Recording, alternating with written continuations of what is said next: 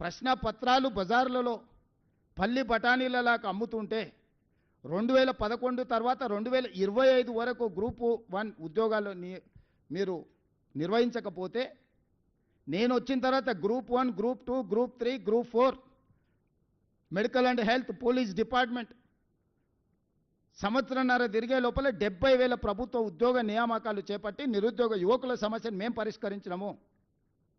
ప్రతి ఉద్యోగి మేము ఇచ్చిన వాళ్ళ వివరాలు ఈరోజు మీడియాకి ఇస్తాం, మేము ఎప్పుడు కావాలంటే అప్పుడు. ఇట్లాంటి తప్పుడు మాటలు మాట్లాడతారని ఎల్బీ స్టేడియంలో శిల్పారామంలో ప్రజల కళ్ళ ముందు 562 మంది గ్రూప్ 1 ఉద్యోగాలు, ఇలా దాదాపుగా డిఎస్పీలు ఎంతమంది ఉన్నారో 120 ఆడపిల్లలు ఎంతమంది డిఎస్పీలు ఉన్నారో ఇలా పేపర్లలో రాశారు. గ్రూప్ 2లో 783 మందికి మీ అందరు సాక్షిగా నేను నియామక పత్రాలు ఇచ్చిన. మెడికల్ అండ్ హెల్త్ కావచ్చు, పోలీస్ డిపార్ట్మెంట్ కావచ్చు, టీచర్లు 60 రోజుల్లోనే 11,000 ఉద్యోగాలు నోటిఫికేషన్లు ఇచ్చి పరీక్ష ఫలితాలు ఇచ్చి నియామక పత్రాలు అందజేసిన. ఈరోజు స్పోర్ట్స్ యూనివర్సిటీ మీరు స్పోర్ట్స్ని కంప్లీట్ నిర్లక్ష్యం చేశారు, మూసేసారు. ఏందయ్యా కేటీఆర్ ఈ నగరానికి తీసుకొచ్చింది ఒక గొప్ప వరం అంటే గంజాయి, డ్రగ్స్. పండగ పూట కూడా దీపావళి పండుగ చుచ్చుబుడ్లు కాల్చుకోవాల్సిన దగ్గర గంజాయి దమ్ము కొట్టాలి, డ్రగ్స్ సేవించాలి.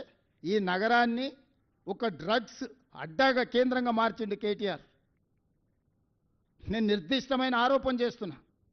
నువ్వు కలిసి తిరిగిన కేదార్ దుబాయ్లో డ్రగ్స్ మోతాదు మించి చచ్చిపోయినట్టు రిపోర్ట్లు రాలేదా? నీకు అత్యంత సన్నిహితుడు కదా, నీ వ్యాపార పార్ట్నర్ కదా.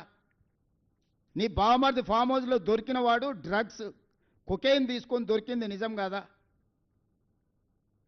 111 జీవోలో వయలేట్ చేసి వందలాది వేలాది ఎకరాలలో మీరు ఫామ్ హౌజులు, మీరు మీ అనుచరులు ఫామ్ హౌజులు కట్టుకొని నిబంధనలు తుంగలో దొక్కి హిమాయత్ సాగర్, ఉస్మాన్ సాగర్ని నిర్వీర్యం చేయాలనుకొని దాన్ని మూసేసి దాన్ని సర్వనాశనం చేయడానికి మీరు కంకణం కట్టుకుంటే పునరుద్ధరించడానికి ఈరోజు మేము ప్రయత్నం చేస్తున్నాం గోదావరి జలాలు తీసుకొచ్చి.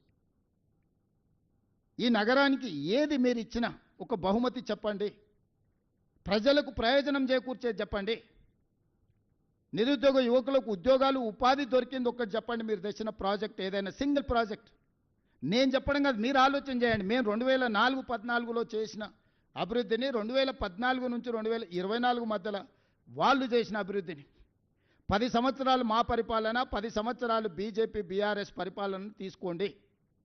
నరేంద్ర మోడీ గారైనా చంద్రశేఖరరావు గారైనా గత 10 సంవత్సరాలుగా వాళ్ళు చేసిన ప్రణాళికలు ఏంటివి, తెచ్చిందేందో ఎక్కడ నిలబడి చర్చ చేద్దామన్నా నేను సిద్ధం. కేటీఆర్ను, కిషన్ రెడ్డిని ఇద్దరిని కలిసిరమని అడుగుతున్న, బ్యాడ్ బ్రదర్స్ని ఇద్దరిని. ఇవాళ ఈ నగరాన్ని అభివృద్ధి చేయాలంటే మాకు బీఆర్ఎస్ బీజేపీ ఎమ్మెల్యేలు ఎంపీలు అడ్డంకిగా మారినరు, చీడ పురుగుల్లాగా తయారైనరు. కంటోన్మెంట్లో కాంగ్రెస్ గెలిస్తే 5,000 కోట్ల రూపాయలతోనే అభివృద్ధి పనులు మొదలుపెట్టినాం.